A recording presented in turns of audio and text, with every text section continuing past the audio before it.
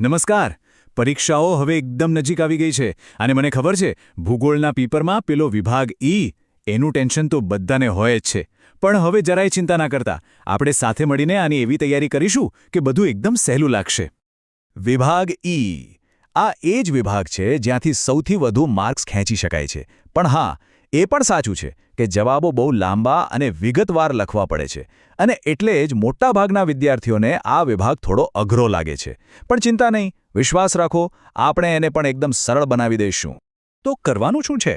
જો આજના આ વિશ્લેષણમાં આપણે ધોરણ 11 ભૂગોળના 5 સૌથી મહત્વના પ્રકરણો પર ફોકસ કરીશું. એમાંથી વિભાગ ઈમાં કેવા પ્રશ્નો આવી શકે છે અને એના જવાબ એકદમ પરફેક્ટ રીતે કેવી રીતે લખવા, એ બધું જ આપણે સ્ટેપ બાય સ્ટેપ સમજીશું. તો તૈયાર છો? ચાલો શરૂ કરીએ. આપણી સફરની શરૂઆત થશે પ્રકરણ 4થી. આ પ્રકરણ એટલે પૃથ્વીના પેટાળમાં છુપાયેલા રહસ્યોની વાત. ભૂકંપ, જ્વાળામુખી, આ બધી ઘટનાઓ. અને એક વાત પાક્કી છે, આ પ્રકરણમાંથી એક મોટો પ્રશ્ન તો હોય જ. અને આ રહ્યો એમાંથી એક સૌથી કોમન સવાલ. ભૂકંપ મોજા વિશે સવિસ્તાર માહિતી. ચાલો આનો જવાબ એવી રીતે તૈયાર કરીએ કે એક પણ માર્ક કપાય જ નહીં. જવાબ લખતી વખતે એને 3 ભાગમાં વહેંચી દેવાનો. સૌથી પહેલાં વાત કરવાની પી મોજાની. આ છે ને સૌથી ફાસ્ટ હોય છે, જાણે રેસિંગ કાર, અને ઘન, પ્રવાહી, વાયુ બધામાંથી આરપાર નીકળી જાય. પછી આવે એસ મોજા. આ થોડા ધીમા છે અને એમને ખાલી ઘન પદાર્થો જ ફાવે છે. અને છેલ્લે સૌથી ખતરનાક એલ મોજા. આ પૃથ્વીની સપાટી પર જ ચાલે છે અને સૌથી વધુ નુકસાન પણ એ જ કરે છે. હવે બીજો એક અગત્યનો સવાલ. ભૂકંપ આવે પછી શું થાય? એની વિનાશક અસરો કઈ છે? આ મુદ્દાઓ તો મગજમાં ફિટ જ કરી લેજો. જુઓ, મોટી મોટી ઇમારતો, પુલો બધું પત્તાના મહેલની જેમ તૂટી પડે. પહાડી વિસ્તારોમાં ભૂસ્ખલન થાય, એટલે કે આખી જમીન જ સરકી પડે. દરિયા કિનારે સુનામીની રાક્ષસી લહેરો ત્રાટકે. અને આ બધામાં સૌથી દુઃખની વાત, જાનમાલનું જે નુકસાન થાય છે એ તો કલ્પના બહાર છે. ભૂકંપની વાત તો થઈ ગઈ. હવે વારો છે જ્વાળામુખીનો. આ પણ એટલો જ ઇમ્પોર્ટન્ટ ટોપિક છે. સવાલ એ છે કે જ્વાળામુખી કેટલા પ્રકારના હોય છે અને દરેકની ખાસિયત શું છે? આ ટેબલ જોશો ને એટલે બધું ક્લિયર થઈ જશે. જુઓ, એકદમ સિમ્પલ છે. સક્રિય એટલે જે હંમેશા એક્ટિવ રહે, ક્યારે પણ લાવા ઓકી શકે. સુષુપ્ત એટલે જાણે કુંભકર્ણ, લાંબો સમય સૂતો રહે અને પછી અચાનક જાગીને વિસ્ફોટ કરે. અને મૃત એટલે જેનું કામ તમામ, હવે ભવિષ્યમાં ક્યારેય ફાટવાનું નથી. બસ આટલું યાદ રાખશો એટલે પરીક્ષામાં કોઈ ભૂલ નહીં પડે. ઓકે, તો પ્રકરણ 4 અહીં પૂરું. હવે આપણે જઈએ પ્રકરણ 9 તરફ. અહીં વાત થશે સૂર્ય, ગરમી અને તાપમાનની. એટલે કે સૂર્ય અને પૃથ્વી વચ્ચેની જે આખી હીટિંગ સિસ્ટમ છે એ કેવી રીતે ચાલે છે એ સમજીએ. આ પ્રકરણનો સૌથી મહત્વનો કોન્સેપ્ટ છે પૃથ્વીનું ઉષ્મા સંતુલન. આ બહુ જ ઇન્ટરેસ્ટિંગ સવાલ છે. ક્યારે વિચાર્યું છે કે કરોડો વર્ષોથી પૃથ્વીનું તાપમાન લગભગ સરખું કેમ રહ્યું છે? ના તો એકદમ ગરમ થઈ જાય છે, ના તો બરફ જેવી ઠંડી. આવું કેમ? ચાલો સમજીએ. આખી પ્રોસેસ છે ને એકદમ આપણા ઘરના બજેટ જેવી છે. જેટલી આવક એટલો જ ખર્ચ. અહીં સૂર્ય પાસેથી જેટલી ગરમી આવે છે એને કહેવાય આવક, અને પૃથ્વી લગભગ એટલી જ ગરમી પાછી અવકાશમાં ફેંકી દે છે, એ થયો ખર્ચ.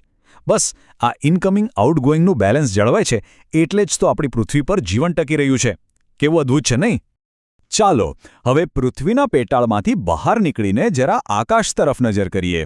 પ્રકરણ 11 આપણને લઈ જશે વાતાવરણની દુનિયામાં. ભેજ, વાદળો, વરસાદ, આ બધી જ જાદુઈ લાગતી ઘટનાઓ પાછળનું વિજ્ઞાન સમજીશું. તો સવાલ એ છે કે વાદળ એટલે શું? અને શું બધા વાદળો સરખા હોય છે? ના, બિલકુલ નહીં.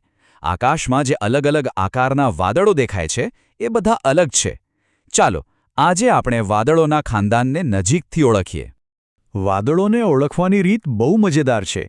બસ એની ઊંચાઈ અને દેખાવ જોવાનો. જુઓ, જે એકદમ ઉપર આછા પીંછા જેવા દેખાય એ છે સિરસ. જે રૂના મોટા ઢગલા જેવા ફૂલેલા દેખાય એ છે ક્યુમુલસ.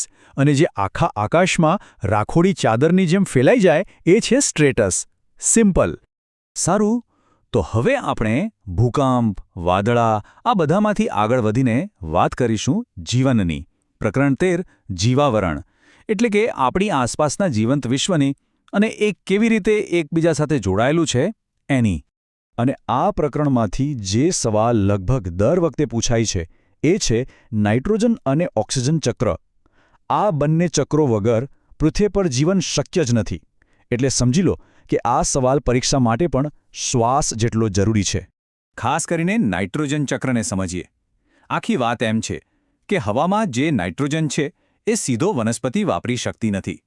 તો આ ચક્ર શું કરે છે?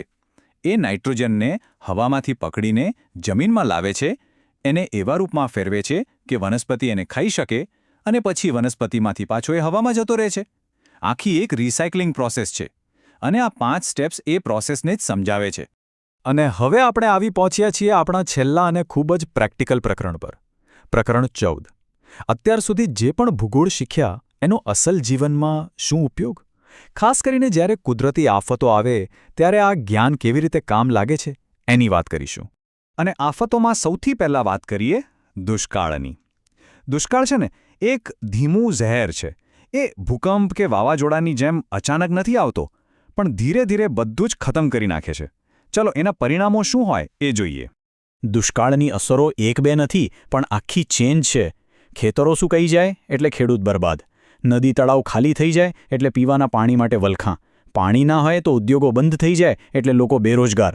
અને આ બધાને કારણે સમાજમાં પણ અશાંતિ ફેલાઈ છે. ફરી એકવાર ભૂકંપની વાત કરીએ. યાદ છે પ્રકરણ 4માં આપણે એની ભૌતિક અસરો જોઈ હતી કે મકાનો તૂટે, જમીન ધ્રુજે. પણ અહીં પ્રકરણ 14માં આપણે એની માનવ સમાજ પર શું અસર થાય છે એની ઊંડી વાત કરીશું. કારણ કે ભૂકંપની સાચી અસર તો માણસ પર થાય છે. જાનહાનિ તો થાય જ છે, પણ જે લોકો બચી જાય છે એમના મનમાં એક ડર ઘર કરી જાય છે. પાણી, વીજળી, ફોન બધું જ બંધ થઈ જાય છે. જીવન જાણે અટકી જાય છે. અને હજારો લોકો એક ઝાટકે પોતાનું ઘર, પોતાની દુનિયા ગુમાવી બેસે છે. તો આ બધા પ્રશ્નો અને એના જવાબો એ માત્ર પરીક્ષામાં માર્ક્સ મેળવવા માટે નથી. અસલમાં આ બધું જ્ઞાન આપણને એક સવાલ પૂછે છે કે આપણે આ બધું જાણીને, સમજીને આપણી આવનારી પેઢીઓ માટે એક વધુ સુરક્ષિત ભવિષ્ય કેવી રીતે બનાવી શકીએ. આ વિચાર સાથે જ પરીક્ષા માટે સૌને ખૂબ ખૂબ શુભેચ્છાઓ. આપણે ફરી મળીશું